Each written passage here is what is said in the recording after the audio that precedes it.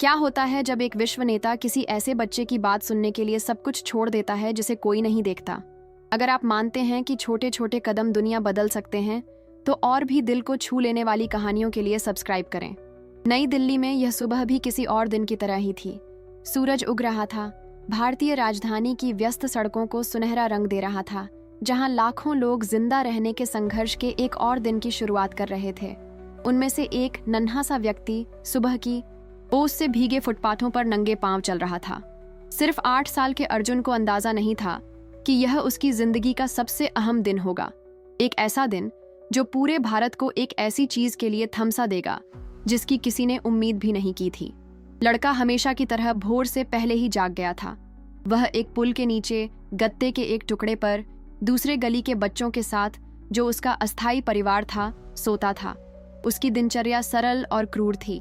उठना, कूड़े के ढेर में खाना ढूंढना, गाड़ियां साफ करके या भीख मांगकर कुछ पैसे कमाने की कोशिश करना और एक और दिन गुजारना। लेकिन अर्जुन की हालत दूसरे लड़कों से कुछ अलग थी। उसकी आंखों में एक अब्बूझ उम्मीद चमक रही थी, मानो उनमें सपनों के ऐसे राज छिपे हों जिन्हें वह खुद भी पूरी तरह से नहीं समझ पाया था। उस दिन सड़कों पर असामान्य रूप से हलचल मची हुई थी। सरकारी गाड़ियां तेजी से घूम रही थीं, पुलिस अधिकारी रणनीतिक स्थानों पर तैनात थे और लाल किले की ओर, उस ऐतिहासिक लाल किले की ओर जिसने सदियों से भारतीय इतिहास को अपनी गिरफ्त में रखा है, भीड़ बढ़ने लगी थी।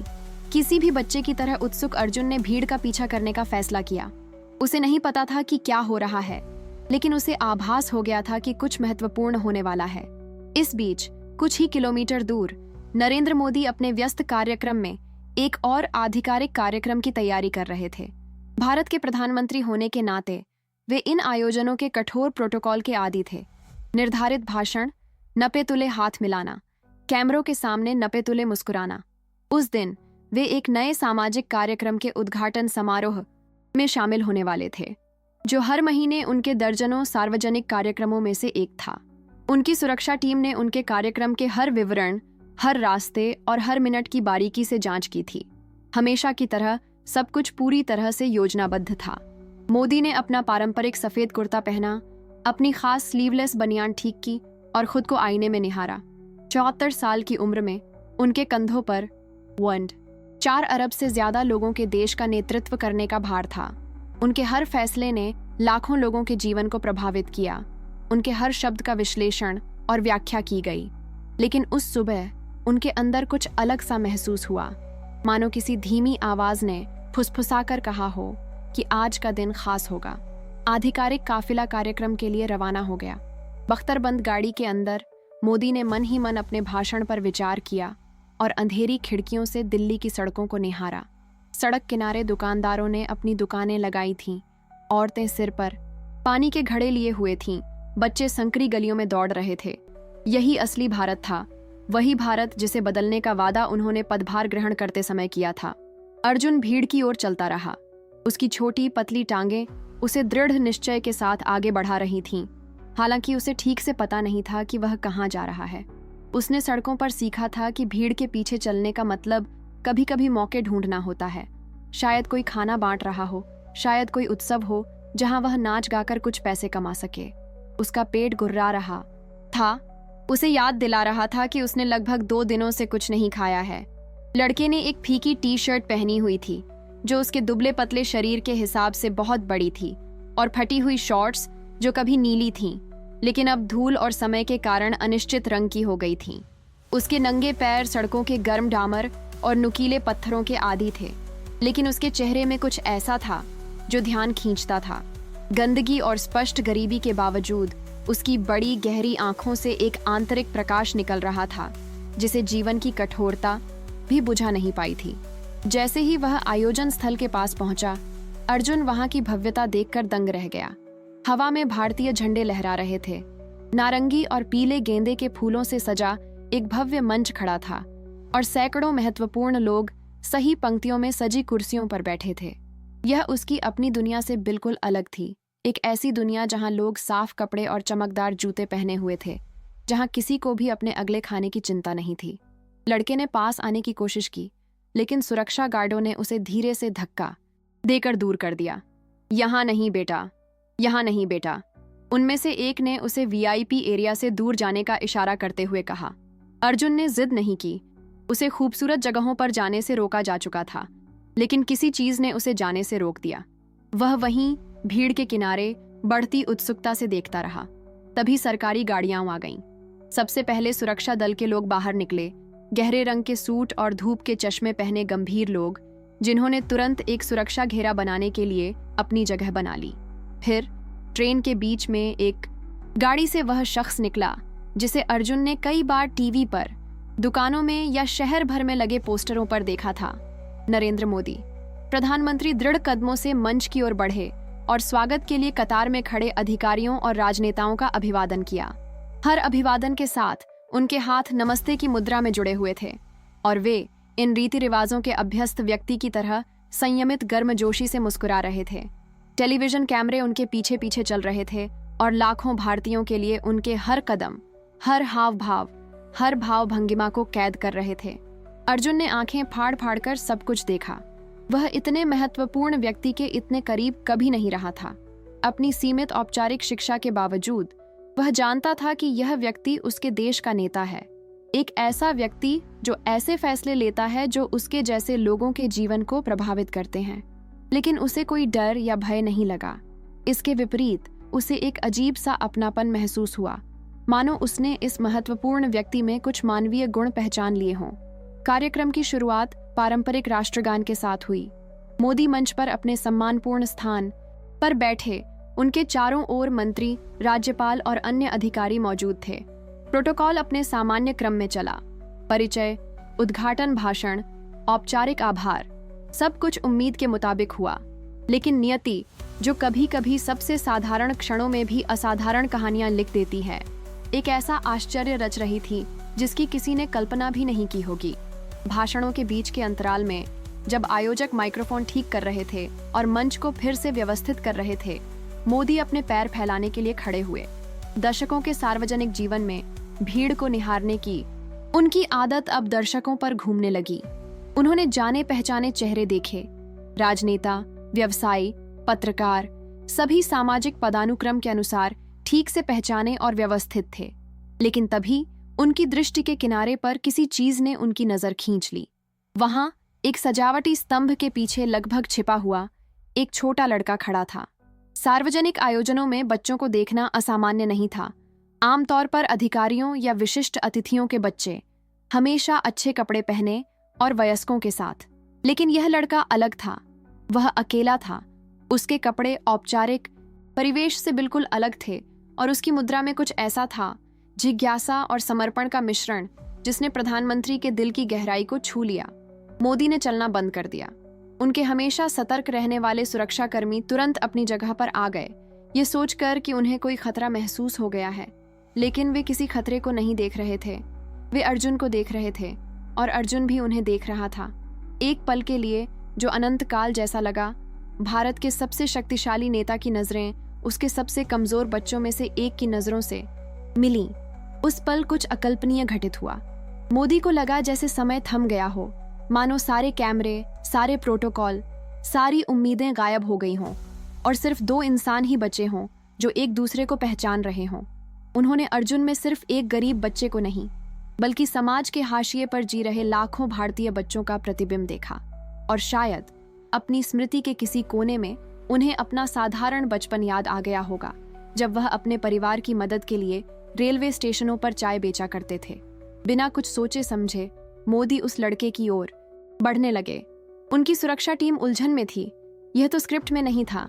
सहयोगी अपने हेडसेट में फुसफुसा रहे थे, ये समझने की कोशिश कर रहे थे कि क्या हो रहा है।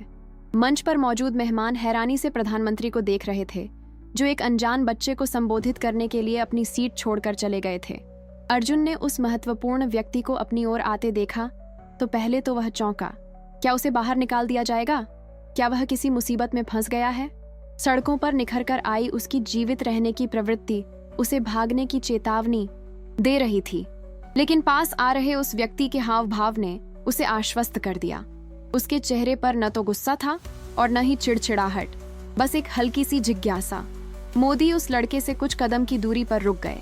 आसपास की भीड़ को कुछ असामान्य होने का आभास होने लगा। बातचीत बंद हो गई। कैमरे उस अप्रत्याशित दृश्य की ओर मुड़ गए और धीरे धीरे सन्नाटा छा गया। यहाँ तक कि जो लोग बहुत दूर थे और साफ साफ नहीं देख पा रहे थे, उन्होंने भी देखा कि घटनाओं का केंद्र नाटकीय रूप से बदल गया था। क्या नाम है तेरा, बेटा? बेटा, तुम्हारा नाम क्या है? मोदी ने लड़के की आंखों के पास झुककर हिंदी में पूछा। उनकी आवाज धीमी थी, बिना किसी अधिकार या औपचारिकता के। यह एक दादा की आवाज थी जो अपने पोते से बात कर रहे थे। अर्जुन एक पल के लिए झिझका। उसे बड़े बड़े लोगों का प्यार से बात करना पसंद नहीं था। आमतौर पर जब अच्छे कपड़े पहने बड़े बड़े लोग उससे बात करते थे तो उसे दूर धकेलने या डांटने के लिए। लेकिन इस आदमी के उसे देखने के तरीके में कुछ ऐसा था जिससे उसे सुरक्षित महसूस हो रहा था। अर्जुन, लड़के ने धीरे से उत्तर दिया। उसके छोटे हाथ उसकी फीकी टी शर्ट के किनारे से घबराहट से खेल रहे थे। अर्जुन, मोदी ने नाम का स्वाद लेते हुए दोहराया। एक मजबूत नाम। क्या तुम जानते हो कि अर्जुन हमारे इतिहास का एक महान योद्धा था? लड़के ने अपना सिर हिलाया। उसकी बड़ी बड़ी आंखें सामने खड़े दयालु चेहरे पर टिकी थीं। वह बहादुर और दृढ़ निश्चयी था, तुम्हारी तरह, जो इतनी दूर अकेले आया है। बातचीत जो एक सहज क्षण के रूप में शुरू हुई थी, अब एक बड़े रूप में बदल रही थी। टेलीविजन कैमरे, जो शुरू में आधिकारिक मंच पर केंद्रित थे, अचानक उस अप्रत्याशित दृश्य को कैद करने के लिए अपनी जगह बदल गए। पत्रकार अपने माइक्रोफोन में फुसफुसाते हुए अपने दर्शकों को यह समझाने की कोशिश कर रहे थे कि क्या हो रहा है। सोशल मीडिया पर इस दृश्य की धुंधली तस्वीरों के साथ शुरुआती पोस्ट पहले ही दिखाई देने लगे थे। आप क्या करते हैं? आप क्या करते हैं? मोदी ने वास्तव में उत्तर में रुचि रखते हुए पूछा। अर्जुन शर्मिंदा होकर नीचे देखने लगा। वह कैसे समझाए कि उसने कूड़ा बीनकर, भीख मांगकर, सड़कों पर सोकर गुजारा किया। वह भूख, ठंड और डर भरी रातों के बारे में कैसे बता सकता था? लेकिन उस आदमी की नजरों में कुछ ऐसा था जिसने उसे ईमानदार होने के लिए प्रोत्साहित किया। मैं सड़क पर रहता हूँ। मैं सड़क पर रहता हूँ, उसने फुसफुसाते हुए कहा। उसे उम्मीद थी कि उस महत्वपूर्ण व्यक्ति के चेहरे पर अस्वीकृति या घृणा दिखाई देगी, लेकिन मोदी ने कोई सदमा या अस्वीकृति नहीं दिखाई। इसके बजाय उसने समझदारी से सिर हिलाया। और सपने? तुम्हारे क्या सपने हैं? और सपने? तुम्हारे सपने क्या हैं? इस सवाल ने अर्जुन को एकदम चौंका दिया। किसी ने उससे सपनों के बारे में पहले कभी नहीं पूछा था। सड़क की दुनिया में सपने देखना उसके लिए एक ऐसी विलासिता लगती थी जो वह बर्दाश्त नहीं कर सकता था। लेकिन कहीं गहरे में उसके दिल में कुछ गुप्त सपने छिपे थे। मैं पढ़ाई करना चाहता हूँ। You quiero estudiar. Dice, sua voz ficando mais forte con cada palabra. और डॉक्टर बनाना चाहता हूँ, लोगों की मदद करने के लिए। quiero ser médico para ayudar as pessoas. लड़के के शब्द उनके चारों ओर छाए सन्नाटे में गूंज रहे थे। यहाँ तक कि जो लोग हिंदी नहीं समझते थे, वे भी उसके स्वर और हाव भाव से महसूस कर सकते थे कि कुछ गहरा साझा किया जा रहा है। मोदी के सीने में एक कसक सी महसूस हुई। ये एक ऐसा बच्चा था जो तमाम विपरीत परिस्थितियों के बावजूद शिक्षा की शक्ति और दूसरों की मदद करने की इच्छा में विश्वास रखता था। वह भारतीय भावना का सार था, वह शक्ति जिसने सहस्राब्दियों तक राष्ट्र को गति दी थी। तुम्हें लगता है मैं तुम्हारी मदद कर सकता? क्या आपको लगता है कि मैं आपकी मदद कर सकता हूँ? मोदी ने पूछा। उनकी आवाज भावुकता से भरी हुई है। अर्जुन ने उसे ऐसी गंभीरता से देखा जो उसकी उम्र के हिसाब से असंगत लग रही थी। आप सबको मदद करते हैं। मैं बस एक मौका चाहता हूँ। आप सबकी मदद करते हैं। मैं बस एक मौका चाहता हूँ। उसी क्षण मोदी को एहसास हुआ कि वे मंच पर वापस आकर अपने निर्धारित भाषण जारी नहीं रख सकते। उस बच्ची ने अपनी शुद्ध ईमानदारी और सरल किंतु शक्तिशाली सपनों से उनकी आत्मा में कुछ ऐसा छू लिया था जिसे वर्षों की राजनीति भी नहीं कर पाई थी। उन्होंने चारों ओर देखा, कैमरों को देखा, उत्सुक भीड़ को देखा, अपने घबराए हुए कर्मचारियों को देखा और एक ऐसा निर्णय लिया जिसने सभी को चौंका दिया। उन्होंने अर्जुन की ओर हाथ बढ़ाया। चलो मेरे साथ आओ। लड़का एक पल के लिए झिझका, फिर अपना छोटा गंदा हाथ प्रधानमंत्री के मैनिक्योर किए हुए हाथ में रख दिया। दोनों साथ साथ मुख्य मंच की ओर वापस चलने लगे। भीड़ ने रास्ता बनाने के लिए अलग हटकर रास्ता बनाया। कई लोग समझने की कोशिश कर रहे थे कि क्या हो रहा है, जबकि कुछ लोग इस असंभव दृश्य को देखकर पहले से ही भावुक हो गए थे। मोदी अर्जुन को मंच के पास स्थापित सजावटी वेदी तक ले गए, जहां नारंगी और पीले गेंदे के फूलों की मालाएं एक पारंपरिक पवित्र वातावरण बना रही थीं। हिंदू संस्कृति में ये वेदी उन स्थानों का प्रतिनिधित्व करती हैं जहां ईश्वर और मानव का मिलन होता है, जहां सामाजिक मतभेद एक साझा आध्यात्मिकता के आगे मिट जाते हैं। यहाँ, मोदी ने धीरे से कहा, यहाँ सब बराबर हैं, यहाँ हर कोई बराबर है।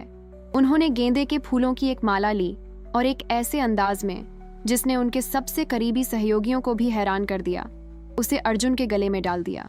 लड़के ने अपनी फीकी टी शर्ट पर लगे रंग बिरंगे फूलों को देखा और उसके चेहरे पर एक ऐसी मुस्कान आ गई मानो उसमें दुनिया भर की सारी खुशियां समाई हों। भीड़, जो अब तक सम्मानपूर्वक मौन होकर देख रही थी, तालियां बजाने लगी। पहले तो यह छिटपुट तालियां थीं, फिर खड़े होकर तालियां बजाने की लहर सी उठ खड़ी हुई। उपस्थित कई लोगों की आंखों में आंसू थे। पेशेवर निष्पक्षता बनाए रखने के आदि अनुभवी पत्रकार रिपोर्टिंग जारी रखने के लिए खुद को बहुत भावुक पा रहे थे। यह उन दुर्लभ उदाहरणों में से एक था जहां मानवता सभी प्रोटोकॉल और परंपराओं से ऊपर उठ जाती है। मोदी ने अर्जुन के सिर पर हाथ रखा, जो भारतीय दादा दादी और माता पिता द्वारा अपने बच्चों को दिया जाने वाला पारंपरिक आशीर्वाद है। उन्होंने कहा, तुम जरूर कुछ बनोगे क्योंकि तुम्हारे अंदर सच्चा हौसला है। अर्जुन ने ऊपर देखा, उसकी आंखें खुशी के आंसुओं से चमक रही थीं। मैं भी बड़े होकर कुछ बनाऊंगा, उन्होंने उस दृढ़ विश्वास के साथ कहा जिसने उनके आसपास के सभी लोगों को आश्चर्यचकित कर दिया। और फिर मैं भी दूसरे बच्चों की मदद करूंगा, जैसे आप मेरी हैं। मैं भी बड़ा होकर कुछ बनूंगा और फिर मैं अन्य बच्चों की मदद करूंगा, जैसे आपने मेरी मदद की। 8 साल के बच्चे की मासूमियत और दृढ़ संकल्प के साथ कहे गए इन शब्दों का ऐसा असर हुआ जिसकी बराबरी कोई राजनीतिक भाषण नहीं कर सकता। यह भारत के भविष्य का वादा था, जो एक सड़क पर रहने वाले बच्चे में समाया हुआ था, जिसे अब भी विश्वास था कि वह अपना और दूसरों का इतिहास बदल सकता है। कैमरों ने उस पल के हर पल को कैद कर लिया। कुछ ही मिनटों में तस्वीरें भारतीय सोशल मीडिया पर आश्चर्यजनक गति से फैलने लगीं। सन दिल से मोदी, हन अर्जुन के हौंसल, अर्जुन का साहस और ठाण सबके साथ, सब एक साथ जैसे हैशटैग न केवल भारत में बल्कि दुनिया भर में ट्रेंड करने लगे। जो एक सामान्य आधिकारिक आयोजन के रूप में शुरू हुआ था, वह भारत में साल की सबसे ज्यादा साझा की जाने वाली कहानी बन गया। सभी वर्गों, धर्मों और क्षेत्रों के लोगों ने इस दृश्य से जुड़ाव महसूस किया। कई लोगों के लिए यह दर्शाता है कि भारत कैसा होना चाहिए, एक ऐसी जगह जहां नेता अपनी जड़ों को न भूलें, जहां गरीब बच्चे अभी भी सपने देख सकें, जहां राजनीति पर मानवता हावी हो। राजस्थान के दूर दराज के गांवों में परिवार टीवी के आसपास जमा होकर उस दृश्य को बार बार देख रहे थे। मुंबई और बेंगलोर जैसे महानगरों में अधिकारी ट्रैफिक में रुककर अपने स्मार्टफोन पर वीडियो देख रहे थे। कोलकाता की झुग्गी झोपड़ियों में माताएं अपने बच्चों को गले लगाकर भविष्य की संभावनाओं पर विचार कर रही थीं। लेकिन इसका असर भावनात्मक स्तर से कहीं आगे निकल गया। गैर सरकारी संगठनों को सड़क पर रहने वाले बच्चों के लिए शिक्षा कार्यक्रमों हेतु दान मिलने लगे। निजी स्कूलों ने वंचित बच्चों के लिए छात्रवृत्ति की घोषणा की। व्यवसायियों ने शिक्षा के माध्यम से बच्चों को सड़क से बाहर निकालने पर केंद्रित फाउंडेशन शुरू किए। यह पहल, जो कुछ ही मिनटों तक चली, बदलाव की लहरें पैदा कर रही थी जो वर्षों तक फैली रहीं। मोदी के लिए वह पल बेहद निजी था। इस आयोजन के बाद एक अनौपचारिक साक्षात्कार में उन्होंने कहा, अर्जुन ने मुझे याद दिलाया कि मैं राजनीति में क्यों आया था। यह महलों में रहने या सम्मान पाने के लिए नहीं था। यह सुनिश्चित करने के लिए था कि उसके जैसे बच्चों को भी वही अवसर मिले जो किसी भी बच्चे को मिलने चाहिए। उसने मुझे 5 मिनट में नेतृत्व के बारे में इतना सिखाया जितना मेरे कई सालों के राजनीतिक अनुभव से भी ज्यादा था। दूसरी ओर अर्जुन ने अपनी जिंदगी पूरी तरह बदलते देखी। उसे न सिर्फ वह शिक्षा मिली जिसकी उसे इतनी चाहत थी, बल्कि वह ऐसी ही परिस्थितियों से जूझ रहे लाखों भारतीय बच्चों के लिए आशा की किरण भी बन गया। डॉक्टर बनने का उसका सपना न सिर्फ जिंदा रहा, बल्कि उसे साकार करने के लिए जरूरी हर तरह का सहयोग भी मिला। वर्षों बाद जब पत्रकारों ने अर्जुन से उस दिन के बारे में पूछा, तो उसने हमेशा यही जवाब दिया, मोदी जी ने सिर्फ मेरी जिंदगी नहीं बदली, उन्होंने मुझे दिखाया कि हम सब की, चाहे हम कहीं से भी आए हों, कीमत है। और अब मेरी बारी है कि मैं इसे दूसरे बच्चों को दिखाऊं। एक नेता और एक बच्चे के बीच अप्रत्याशित मुलाकात की कहानी सिर्फ एक वायरल खबर से कहीं बढ़कर बन गई।